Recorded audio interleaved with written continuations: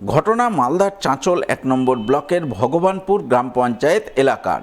জানা গেছে ভগবানপুর গ্রাম পঞ্চায়েতের তৃণমূলের প্রধান রয়েছেন আলো মহালদার। অভিযোগ, তার স্বামী রাজু মহালদার এলাকার বহু মানুষকে আবাস যোজনার ঘর পাইয়ে দেওয়ার আশ্বাস দিয়ে কারো কাছে ৫,০০০, কারো কাছে ১০,০০০, আবার কারো কাছে ২০ কিংবা ৩০,০০০ টাকা করে কাটমানি নিয়েছেন। কিন্তু কাটমানি নেয়ার পরেও উপভোক্তাদের পাকা ঘর পাইয়ে দিতে পারেননি। তাই রাজ্যে পালাবদলের পর সেই কাটমানি ফেরতের জন্য পঞ্চায়েত প্রধানের স্বামীর কাছে যান বঞ্চিত উপভোক্তারা। কিন্তু তিনি কাটমানি ফেরত না দিয়ে উল্টে উপভোক্তাদের হুমকি দেন বলে অভিযোগ। তাই উপভোক্তারা তার বিরুদ্ধে লিখিত অভিযোগ দায়ের করেন চাঁচল থানায়। আমার আবাস যোজনার ঘরের অভিযোগ যে আমার কাছ থেকে কাটমানি নিয়েছে প্রধানের স্বামী রাজু মালদার, কিন্তু ঘর হয়নি। আমাকে ঘর দেয়নি, এই যে আমি বিরোধী পার্টি করি তার জন্য। তো 30,000 টাকা নিয়েছে। যখন আমি দেখলাম ঘরগুলো হয়ে যাচ্ছে, আমার কিছু হচ্ছে না, পয়সা ঢুকছে না, প্রধানকে একবার বললাম। প্রধান বলছে যে তোদের ঘরটা তোরা বিরোধী করিস, তার জন্য তোদের কাছ থেকে কাটমানি নিয়েছি, হবে। এরকম করতে করতে আমি যখন দেখছি যে আর হচ্ছে না, তখন প্রধানকে আমি বললাম যে আমার টাকা ফেরত দে, যেহেতু টাকা নিয়েছিস, ঘর তুই তো দিলি না আমাকে, তো ফেরত দে। তো ও বলছে যে তুই আমাকে হাতে টাকা দিয়েছিস, তুই আমার কিচ্ছু করতে পারবি না, আমাকে হুমকি দিচ্ছে। 3-4 ইনকোয়ারি নিয়ে গেছে, বলছে যে হবে, এবার হয়নি, এবারও হবে। তো আমরা ইনকোয়ারি করে নিয়ে গেছে, আর ঘর হবে। আর তারপরে এমনি করে আসছে, বলছি আমি প্রধানকে, তো বলছে হবে। তো টাকা চেয়ে নিল। আচ্ছা, বলছি আপনার ঘরের জন্য কে টাকাটা চাই? প্রধানের স্বামী। কোন দলের প্রধান? তৃণমূলের। আচ্ছা, কি বলেছিল আপনাকে? বলছে যে তোমরা বিরোধী পার্টি, তো তোমাদের একটু টাকা দিতে হবে। তো আমরা দিয়েছি। কত টাকা দিয়েছিলেন? 30,000 টাকা। কাকে দিয়েছিলেন টাকা? প্রধানকে। টাকা দেওয়ার পর কি কাজ হলো আপনার? না, কাজ হয়নি। তারপরে তো সরকার আমার পাল্টে গেল। তো বলছি আমরা তো ঋণ বাজন করে টাকা দিয়েছি, আমাদের দরকার আছে, আমাদের টাকা আমাদেরকে ফেরত দাও। তো বলছে যে তোমরা টাকা দিয়েছো, আমাকে দিয়েছো, আমি বলতে পারবো না, আমাকে তোমরা দেয়নি, তুমি প্রমাণ আছে কিছু? ওই ঘরে এসেছিল, নাম ধরে দিচ্ছে, পাবো আমার ঘর, তার জন্য টাকা বলছে, টাকা দিতে হবে। তো 5,000 করে লাগবে, দিয়ে দাও। তার জন্য দিয়েছি।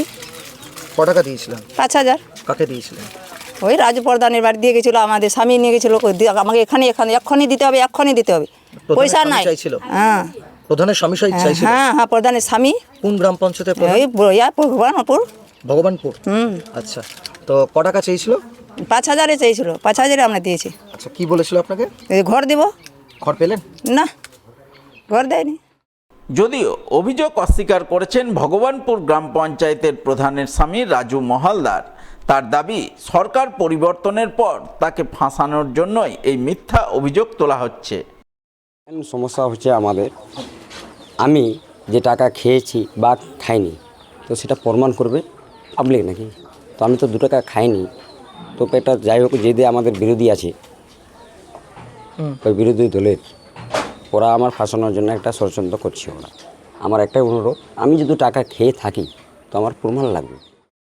ঘটনায় বিজেপি যুব মোর্চার উত্তর মালদার সাধারণ সম্পাদক প্রসেনজিৎ শর্মা গোটা বিষয়টি যথাযথ তদন্ত করে প্রয়োজনীয় পদক্ষেপ গ্রহণের আবেদন জানিয়েছেন প্রশাসনের কাছে।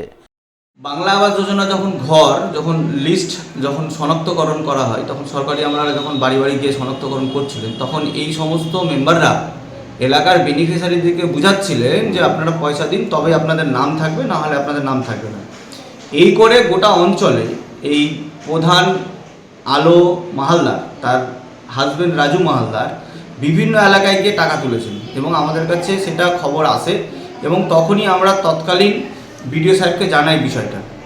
কিন্তু প্রমাণ সাপেক্ষে তখন প্রশাসন, তখন আলাদা সরকার ছিল, প্রশাসন তাদের কন্ট্রোলে ছিল, তখন তারা কিন্তু কোনো অভিযোগ সেইভাবে তারা তৎপরভাবে সেটাকে দেখেন না।